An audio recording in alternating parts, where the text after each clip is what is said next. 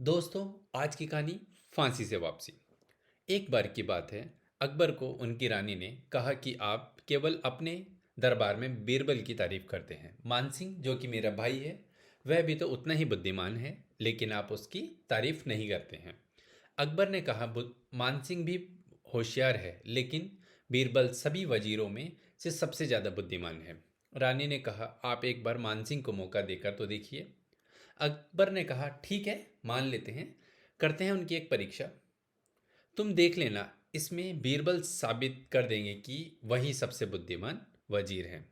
अगले दिन बादशाह अकबर ने दोनों वजीर बीरबल और मानसिंह को बुलाया और कहा, आपको ईरान देश जाकर वहाँ के राजा को हमारा संदेश देना होगा। वह हमारे सबसे अच्छे मित्र हैं, इसलिए हम चाहते हैं कि सबसे अच्छे वजीर ही उनके पास जाएं। दोनों अकबर का संदेश लेकर ईरान के लिए रवाना हो गए। ईरान पहुंचकर उनने वहाँ के राजा को अकबर का संदेश दिया। संदेश पढ़कर वह हैरान हो गए, क्योंकि उसमें दोनों वजीरों को फांसी की सज़ा देने को कहा था। राजा ने अपने वजीर से इस बारे में चर्चा की।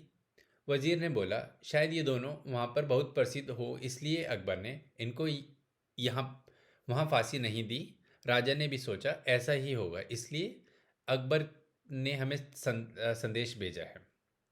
ईरान के राजा ने बीरबल और मानसिंह को बंदी बनाकर कल सुबह फांसी देने को कहा। मानसिंह ये सुनकर बहुत दुखी और फांसी ना देने के लिए गुजारिश करने लगा, लेकिन सैनिक दोनों को बंदी बनाकर जेल में ले गए। जेल में जाकर भी मानसिंह बहुत दुखी था। उसने बीरबल को बोला, हमको कल सुबह फांसी हो जाएगी, तुम शांत बैठे हो और दरबार में भी तुमने ईरान के राजा से कोई फरियाद नहीं की। बीरबल बोला, तुम शांत हो जाओ, हमें फांसी नहीं होने वाली, मैं एक तरकीब बताता हूँ। अगली सुबह सैनिक दोनों को फांसी देने के लिए लेकर गए। फांसी की जगह पर जाकर दोनों आपस में लड़ने लगे। पहले मैं फांसी लूँगा, नहीं पहले मैं फांसी लूँगा, ये आपस में लड़ने लगे। राजा ने कहा, तुम दोनों पागल हो गए हो क्या? तुम जल्दी मरने के लिए क्यों लड़ रहे हो? तब बीरबल ने कहा कि हमारे धर्मगुरु ने कहा है कि आज जो पहले फांसी पर चढ़ेगा वो अगले जन्म में राजा बनेगा और उसके बाद फांसी पर चढ़ने वाला प्रधानमंत्री बनेगा। हमारे गुरु कभी गलत नहीं होते।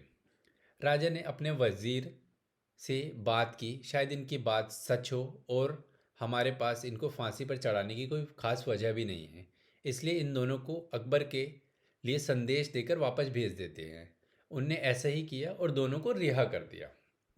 अकबर ने अकबर के पास पहुंचकर मानसिंह ने ऐसा करने की वजह पूछी, तो अकबर ने बोला, मैं तुम दोनों की परीक्षा लेना चाहता था, लेकिन तुम ये बताओ, तुम दोनों वहाँ से रिहा कैसे हुए? मानसिंह ने कहा, बीरबल बुद्धिमानी की वजह से हमारी जान बच गई।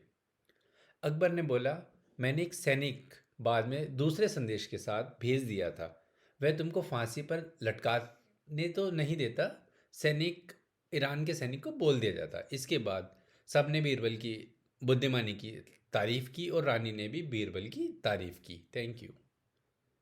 दोस्तों, अगर आपको हमारी कहानी पसंद आई तो कृपया लाइक, कमेंट एंड शेयर कीजिए।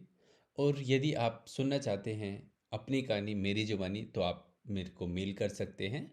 मेलिंग एड्रेस मेंशन है डिस्क्रिप्शन में। Thank you.